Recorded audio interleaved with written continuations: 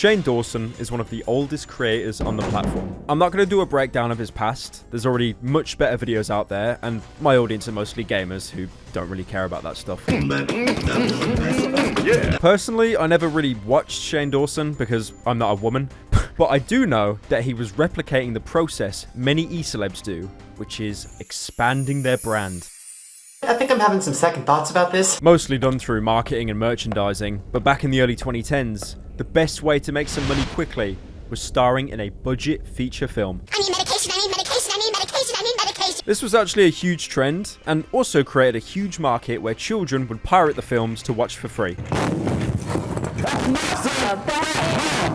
What'd I do? Stop pirating the fucking movie! Now, Shane's been in a couple of films, sporting his Resident Evil protagonist hair. You've got Not Cool in 2014, a comedy film that he directed and starred in. There was also a behind-the-scenes series following him during the production of the film, and he has some choice words about his fellow actors. Do you understand what she's saying?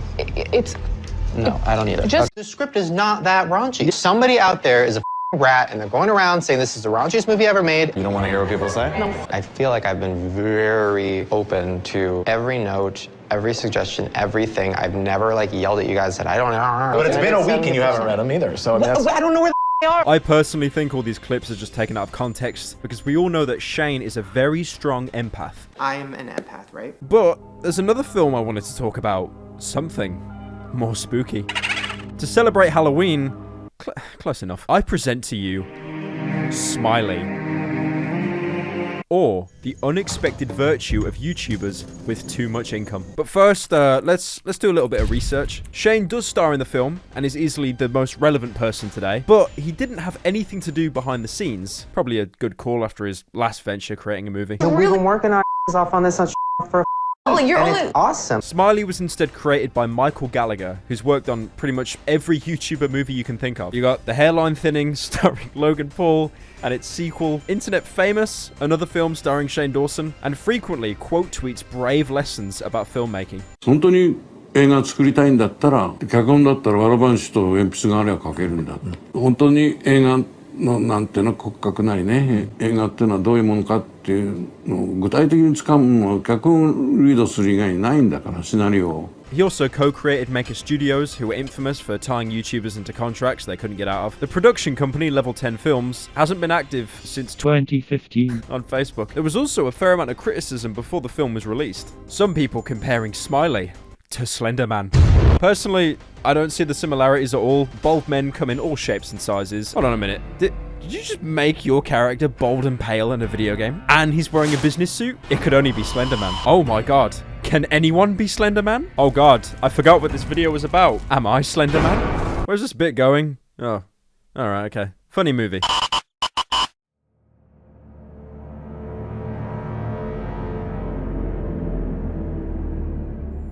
The opening shot shows a normal suburban house, and by looking at the leaves, we can clearly tell this was filmed midday, and then they just chroma keyed a JPEG of the sky to make it look like it was evening. But hey, you know what? If The Walking Dead can do it, I guess anyone can.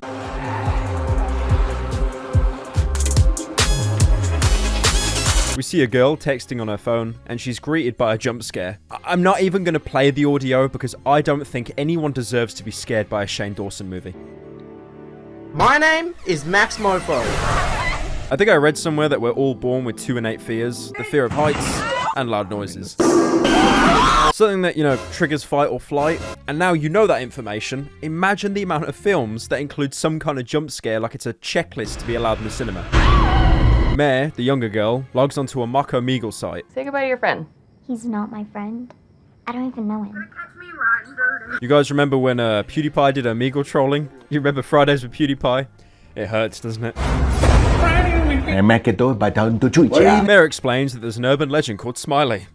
You start a video chat with somebody you don't even know, and you type in, I did it for the lulz, 3 times. XD. I get it, alright? The film's from 2012. I'm kicking it while it's down. But it's the equivalent of saying troll face in a chat. Oh god, I literally just remembered that Black Mirror did that when they were trying to blackmail people. Why do they call him Smiley? Because he stitched his eyes shut and carved a smile onto his face. That doesn't even make sense. Like, if he had a knife, he'd probably have a higher chance of slipping on it than actually harming anyone else. Also, the other girl gets jump scared by, oh my god. Is that Kylo Ren from Marriage Story? Every day I wake up. I'm sorry that I was late. Want a check be okay?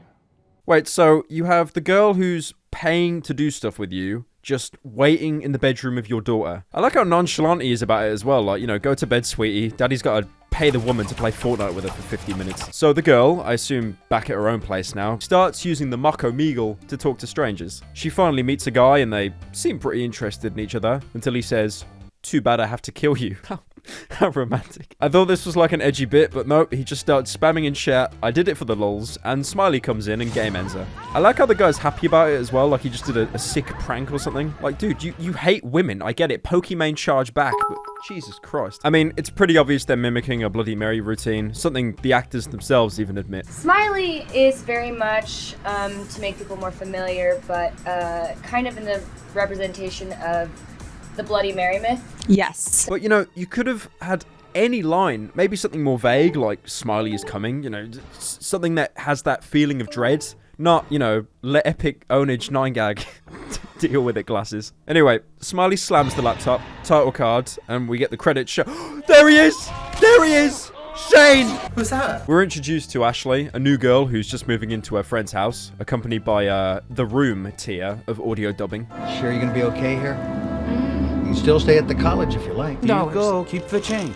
Hi, doggy. She's played by Caitlin Gerald, someone who actually had somewhat of a successful career after Smiley, appearing in the worst Insidious film in the franchise. Her roommate, Proxy, played by Melanie Papala, is known for Hooker in Hell or High Water, and she's going to a house party and invites Ashley to join her. Speaking of which, I have a party to get to. I mean, you wouldn't want to come with, would you?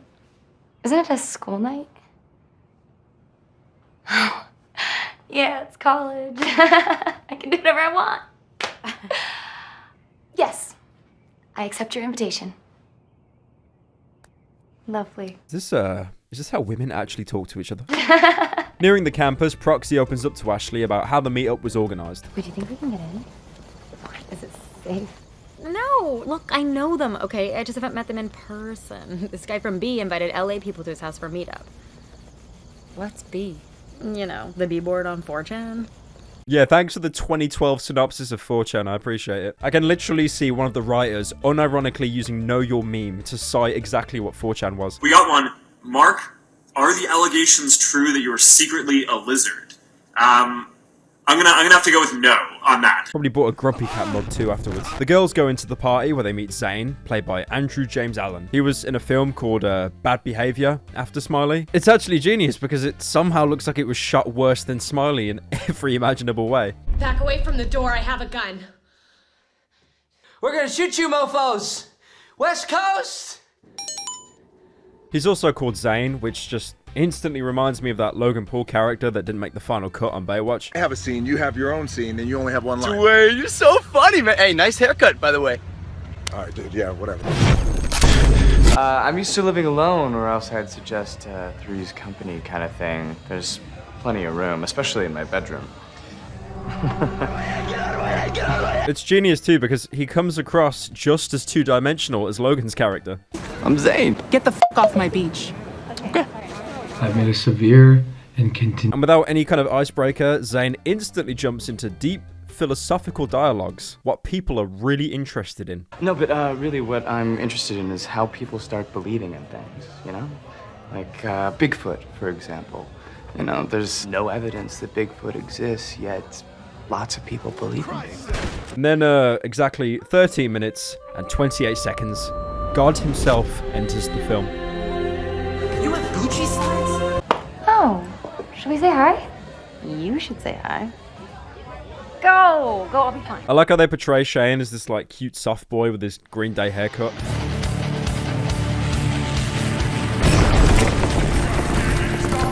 I mean, to be fair, my haircut 3 years ago was a literal ice gem, so I don't think I have the power to roast anyone's hairstyle. Really? Yeah. Cause that's so freaky. Wow, I'm actually surprised there was no overproduced audio stinger added there to set my amygdala off. Hey, can we just add one in post, please? I did it for the walls.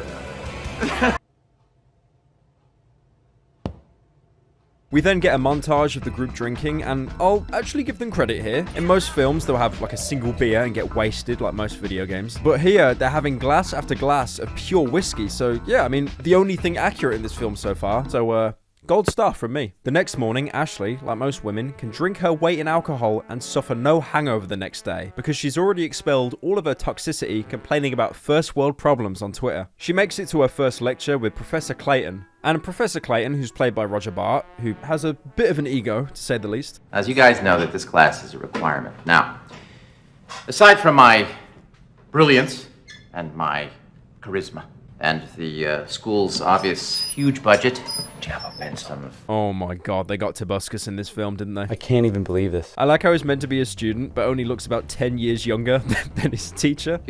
Excuse me? What's your name? After the lecture, Ashley catches up with Clayton and tries to apologize for being late. He also tries hitting on her, but ironically... I was wondering whether I could get all the semester's assignments early. Why, you leaving town? No, I'd just like to be really prepared. Are you hitting on me? What? No. I wanted to know about... You're joking. Oh, no. Blue random! Translation. This means you're lost, idiot. I genuinely can't tell if they're trying to set Clayton up as some kind of villain and, like, they're giving way too much away, or he's just a harmless moron. Ashley goes back home to Proxy, where we see one of the people from the party last night get attacked by Smiley on YouTube. I don't know, they put something right there on my face. I don't know, what's it say? Oh my god! There's no way, right? Well, no way it's real or no way it's fake. I don't know. Can't you call somebody? Well, none of us even know each other's real names, but he hasn't been online. So, what do other people think? I half and half. Alright, but what is that logic, please? You all agree to meet up and not know each other's names, I get that. But you clearly have seen each other, you've added each other on social media so you can contact directly. Even if his name's Blunt Smoke 420, like, I'm sure you could show the video to the police and then at least look into it. So the girls try to see if it's staged or not, risking someone else's life by setting it on Omegle to see if Smiley appears and game ends them. Today we're looking at 15 signs you're a beta male. No, if only someone locked their door before going onto Omegle and shut the windows. Then Smiley can never get them. No. What's up, guys? There's no way, right? Ashley gets a call from her dad that goes absolutely nowhere. The only thing of note is that he looks like a mock Gary Busey. You're a beta male. Back in the lecture the next day, Ashley has started drawing Smiley in her book. I'm sure this is how Stans started, but, you know, let's ignore that for now. Now that we have this notion of what we think is true, what do we do next? I test it, girl. Exactly. You test it. This man is a closet scientist. He couldn't look 10 years older than anyone in the class, even if he tried, and I love that. Clayton tries to go into a deep speech about the human condition. A lot of films have done this before a lecture that, like, tries to indirectly tell the characters what they're dealing with, but here, it comes across as a Simpsons bit. And not in a good way. The worst things that happen in the world are done by people who are sure that they are right. Hitler, Stalin, Mao, Pol Pot, Bin Laden, these are people who believe that they have some special knowledge and that this gives them license to do anything because they can. But first, Shane Dawson jump scare. Hey, what's up, you guys? Shane, probably after filming Hater Confronts My Mom, talks to Ashley and believes Smiley is a concept, not an actual person. Well, I think Smiley's only real when people make him real. Like Tinkerbell? Yeah. Except it's like all the evil around the internet found one place to hide. You know, where it's invited. And then people have just made it become something. Smiley. I feel the entire film is just like a massive cope. He's basically using this entire film to roast anyone that bullied him on the internet. It just seems dumb. You look pretty dumb. Oh. Bruh. So I'm dumb. You seem really nice. You do too. Maybe we could... Be friends? Yeah. Yeah. What's your number? That's a reminder that this film was shot in 2012, by the way. Let me just, let me pull up my Matrix phone and my copy of Far Cry 3.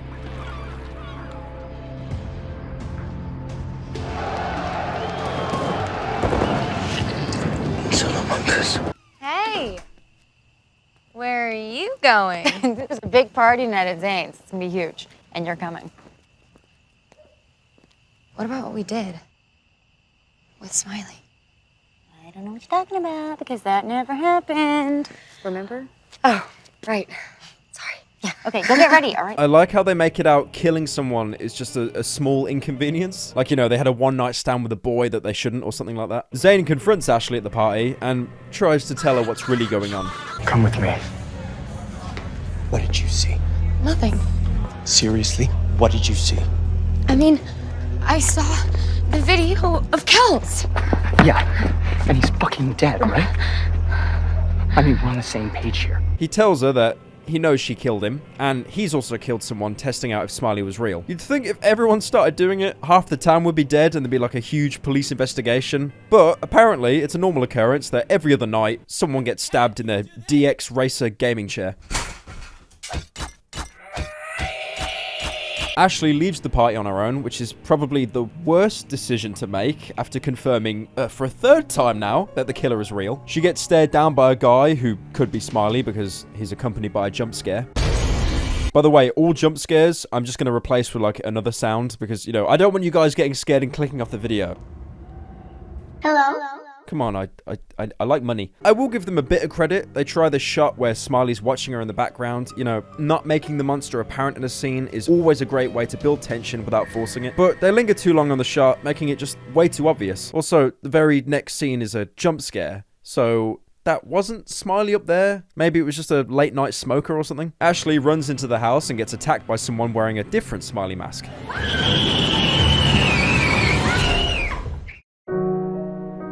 And that's it. The film just ends. I don't really know why they ended it so early, but I hope you all enjoyed this video. Nah, I'm joking. It was a dream, because that is not an overused cliche. The other night, I had a dream. I was a YouTuber. But first...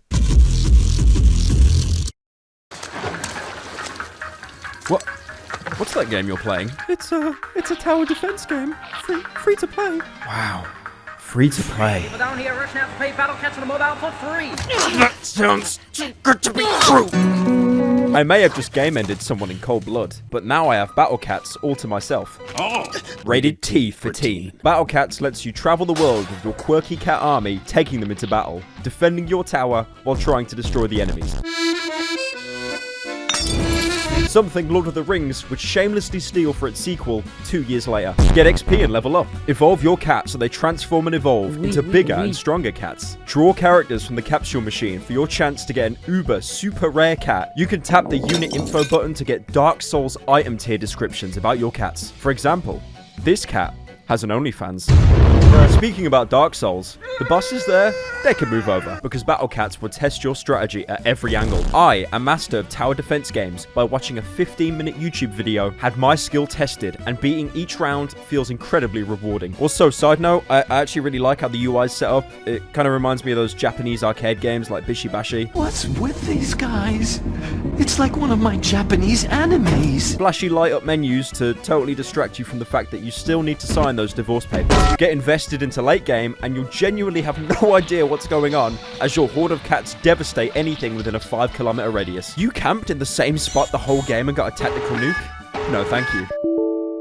I have a cat that can transform into a femboy. Sam Porter Bridges may have linked America, but my cats will link the entire planet together under an iron paw. Go to the link in the description for iOS and Android. Starting November 27th, Battle Cats is celebrating Thanksgiving with an Uberfest capsule event with higher drop rates and uber rare heroes like the Mighty Lord Gao, Kesley the Scourge, half-off discounts, cat food bargains. Oh my god, so much content. So, 46 million deaths were worth it. No cats were harmed in the making of this sponsor. Pinky promise.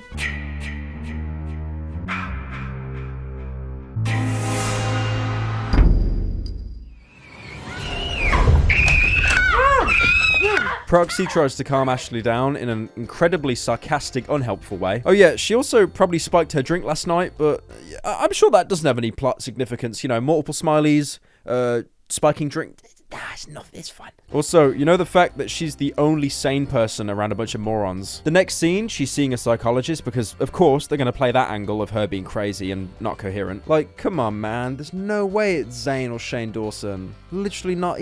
They're so innocent. Well, in your first week of school, you haven't done something really awful, like, say, killed anyone. She gets her prescription and, hold on, it's been a whole scene without a jump scare? Guys, I think we need another jump scare. Hey, Boomer! I just like to think during filming, like, how they looked trying to jump up at the camera lens to scare people. Like, from a third perspective, it probably just looks so moronic. Proxy tells her that there's yet another body, and may I present to you some of the best and worst acting in modern cinema. Hey, what is going on? I don't know. What about you? Huh? You know what's going on?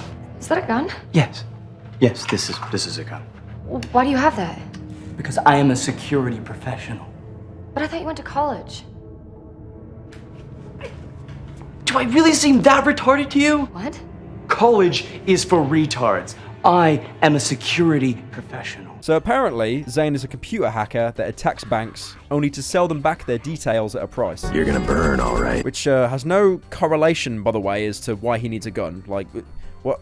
Watch Dogs isn't out for another 2 years, buddy. Also, please show some trigger discipline. I watched this whole scene thinking he was gonna, like, accidentally shoot a plate or something. This isn't some internet hobgoblin fairy tale. This is one of our enemies. Who are your enemies? It's not our enemies. You don't get to be king of the internet assholes without making a few enemies. A shit ton, in fact. I mean, it could be the Chinese or those dicks in Holland. Remember them? And the feds. It could be the FBI.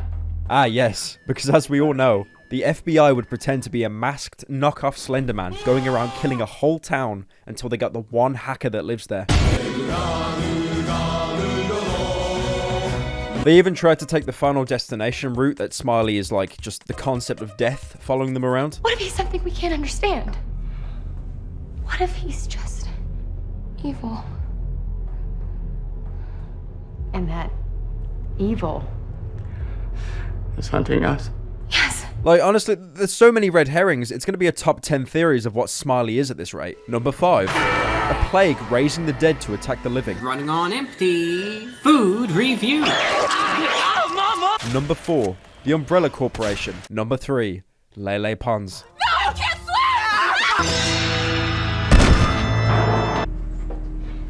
swim! Alright, be careful, ladies. Yeah, you too. Right. I like as well, for a hacker that knows anyone is watching him and he has to maintain discretion, he just walks outside waving his pistol around. Back at her house, Ashley walks into her room to see someone on her laptop. Look, we all know it's a jump scare, alright? Don't touch me! But the fact that this build-up is milked for 40 seconds straight, that doesn't sound like a lot, but when all you're seeing is the back of a woman's head, it feels like 5 years. The next lecture, Professor Clayton is teaching the class about Occam's razor, a problem-solving principle that entities should not be multiplied without necessity. You get it? Because there could be 2 Smileys, if not more. Wow, so deep, guys. You should write the new Matrix movie. Also, Ashley gets jump scared by a drawing she did, because the writers did not know how else to put a jump scare into this scene. Oh my god, guys, look. A JPEG of Bart Simpson floating on the screen. Are you scared yet? What about this 3-day out-of-date burrito? Ooh. What about Triangle Head? So scary. Clayton also does this really drawn-out bit saying that there are things we can't explain out there. Basically, another theory that Smiley is paranormal. Now, what is the implication of what I just said? It's almost like everything that happened so we could know it happened. A+. And that idea is called the anthropic principle. That everything happened just so that we could know it happened. But there's a problem with the anthropic principle. Ashley? What could be wrong with this idea? It assumes we're the end. Yes? It assumes we're the reason when really we could just be amoebas or whatever simple forms of life were necessary for us to develop. They're basically saying something might exist only to sustain something else in development. So Smiley isn't a serial killer or a group of serial killers. It's an evolving creature that needs to kill to sustain itself. And while each node on its own is nothing more than a dumb computer, please remember that each of our individual brain cells is capable of far, far less. Terminator. Like Skynet. Or like the Matrix, like Neo. Ashley stays on campus looking into the Smiley urban legend until she's snuck up by someone with a knife. We know this isn't Smiley because there wasn't a 40-second build-up, but instead, Shane Dawson. Aww. Smiley's real. What? How do you know? I killed someone. Are you serious? Oh, it's amazing. I mean, that's terrible, obviously, but I tried to do it, nothing happened. Do you want them to die? No.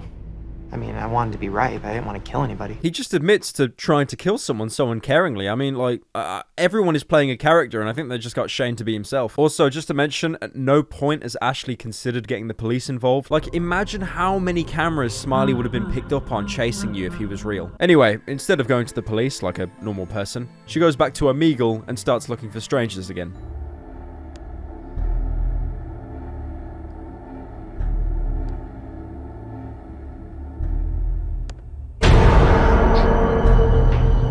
Why would that scare you? It's literally just a guy in a dark background. You could replace that jump scare with any image and it'd have the exact same effect. She starts talking to the stranger, who we assume to be Smiley. He asks if he wants her to be visited again. She says no, to which he replies, "Too bad?" Damn, he totally debased you there with facts and logic. He says he's standing behind Ashley. How much runtime's left? What are you doing? Oh, right, yeah. Nah, it's not Smiley, but Proxy instead, telling her to stop renting about Smiley. What the, are you trying to get us killed? Are you crazy? No, I just want to stop. Well then stop trying to find out what it is, okay? You're bringing it to us. And at no point did these two women think to involve the police. 300 IQ. Hold on, wait, there's something missing in this scene. Ah, phone jump scare. This just reminds me of that guy that bought the new iPhone at launch and then dropped it anyway. Thanks, Jack. Later on, Ashley breaks down to a therapist, looking more at the aspect that she's not sane. Even though Proxy and everyone else confirms Smiley is real, so this angle doesn't make any sense. She also confers with Professor Clayton about his lecture, talking about being out-evolved, and he's a bit too open about some things. Until we finally achieve total extinction of all complex life, yeah. Why would we want to do that? Want to do it? I don't think we want to do it any more than a great white shark wants to be an apex predator. It just does what it does. So you think that humans are just evil? Can you keep a secret? Yes.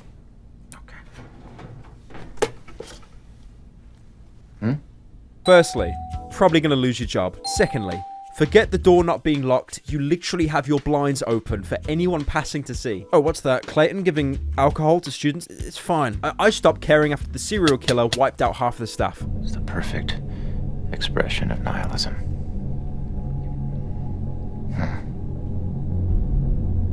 You know what I'm talking about.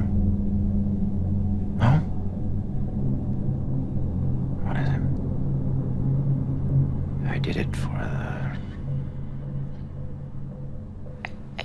the lulz? Yeah, that's it. I did it for the lulz.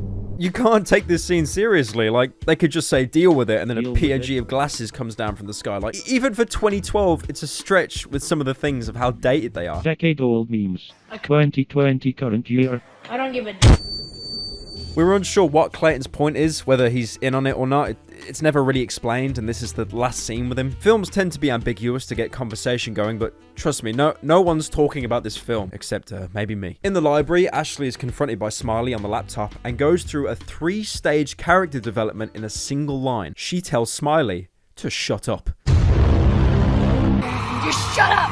Shut up! Shut up! Shut up! How brave. And Smiley left her alone, never to torment her again, because she told someone on the internet to be quiet. Only joking. Look, another jump scare. Hi. So it really doesn't look like the film knows what to do before entering the third act. So we just have jump scare after jump scare, another fake out dream. A sequence of jump scares isn't uncommon in horror films, especially fake out jump scares. But this is like 5 jump scares in a single scene. Like, I'm starting to get desensitized to them.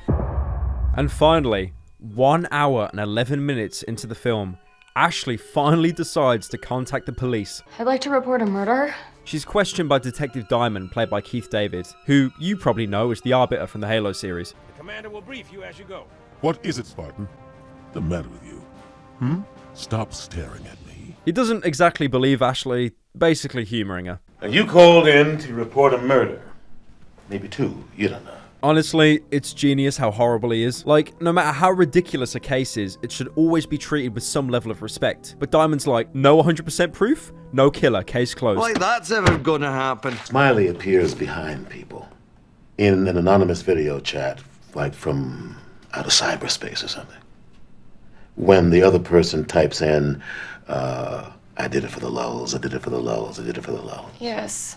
It's like it just hit her how retarded the entire concept of the film is. A man that goes around killing people that cite a 2010 9gag meme. You have no victim. But we do have victims. But there are no bodies.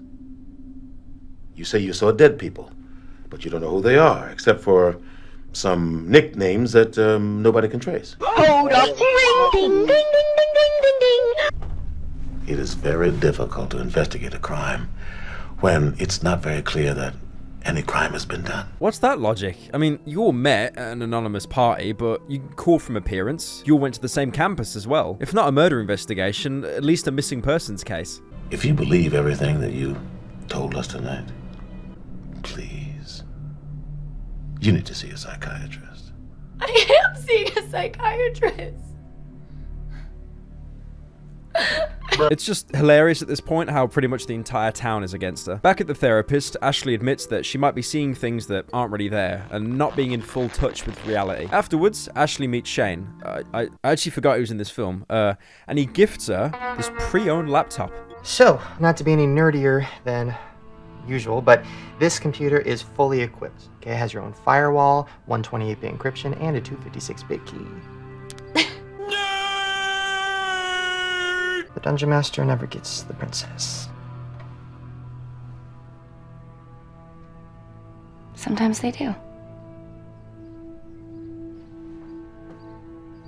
Also, where the hell did this come from? You've shared like 3 scenes total with this guy. If he had as much screen time as Proxy, I'd understand, but this is just nothing. It doesn't make any sense. I get he's meant to be the harmless, nerdy guy, but wasn't she fearing for her life in the last scene, knowing the police won't help her? Nope, time to kiss Shane Dawson. I wonder if he'll give me 10% off his merch. While they're making out, Proxy bursts in to drop some exposition. You crazy kids. Hi. So you sure you're cool with me going to my parents for the weekend? I really gotta clear my head. Yeah, totally. Ah, that was not artificial or forced at all. Yeah. I wonder what could go wrong now that Proxy will not be at the house for the weekend. At night, Ashley wraps up a phone call with her dad, reassuring him that everything will be fine. I love you. Execute Order 66. Proxy then calls Ashley and explains that she tried to hook up with Zane, the edgy hacker guy. What a shame. But he's a no-show. So now it's up to Ashley to go to Zane's and find out what happened to him. How nice of Proxy to ask the girl who's currently having a breakdown / being stalked by a serial killer to do her work for her. When she walks into Zane's, there's just a conveniently placed torch on the floor like it's the opening to a horror game or something. She doesn't even check if the lights work or anything. She looks up at the ceiling where someone poorly photoshopped in, "I did it for the lulz." I like how the words don't even curve onto the wall like they're just floating in midair or something. She walks in and sees Zane dead. I mean, was anyone surprised? Really? And even after seeing this, she doesn't try to contact the police, who will literally have a body that Detective Diamond was so keen on seeing.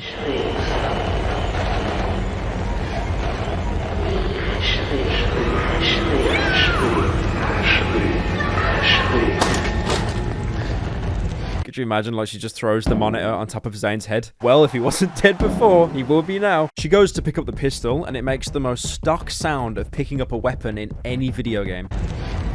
Thank God.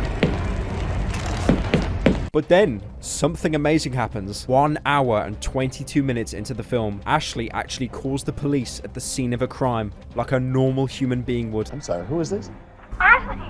Ashley Brooks, I told you about the serial killer. Ah, Miss Brooks. Is this another one of your friends from cyberspace? No one would be this evil to someone making a call. This is like Disney tier villain. After watching this scene, I thought, you know, he'd have a change of heart and the twist is he'd come back and save her, but No, he just thinks she's a crackhead and moves on to playing Halo 2. I am already dead. Indeed. The only thing left for her to do now is to go back to the house and call Proxy on Skype.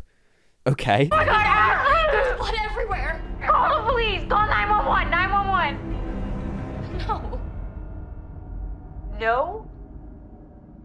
This has to stop now. This is her heroic turn, guys. With only 10 minutes of film left, she decides to take it upon herself to take on Smiley. Yeah, we were really building this confrontation up, you know, her inner struggle in the library.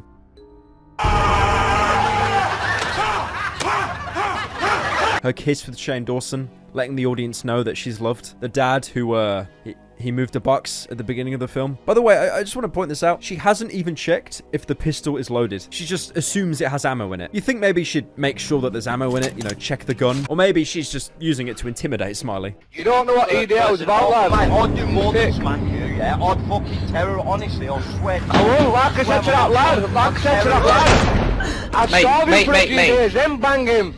Yeah, but you won't though, will you? What have I done wrong? What have I actually done wrong? You give it, yeah, but you give it big over the moat. You won't fucking tell me where you live, mate, because I'll How have I given it big? Your fucking house. How have I given it big? Dirty little tramp. No! You shot Shane Dawson, the most integral character in the film. How are we going to film the sequel now, guys?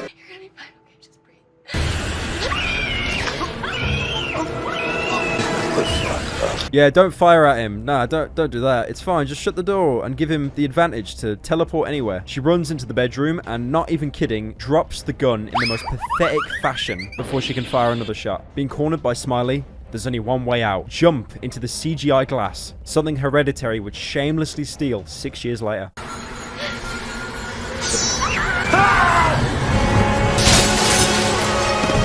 So yeah, Ashley died from the fall, which, to be fair, I'll give the film credit for committing to that. And we find out that Smiley is just a big prank where all of Ashley's mutuals ganged up on her. Our new fell and broke her neck. That's awesome! I mean, it wasn't really hinted at throughout the film how awkward everyone was with her. The fact that Proxy literally spiked her drink. I think there was a bug in it.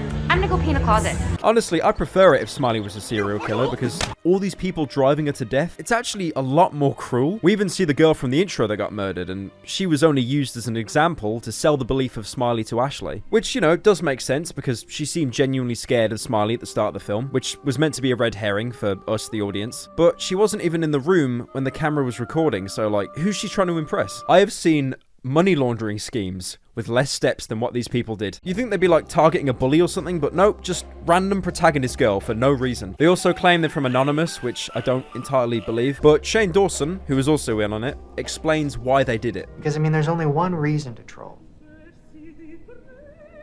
For lulz. For lulz! And suddenly, this film feels like it was released in 2005.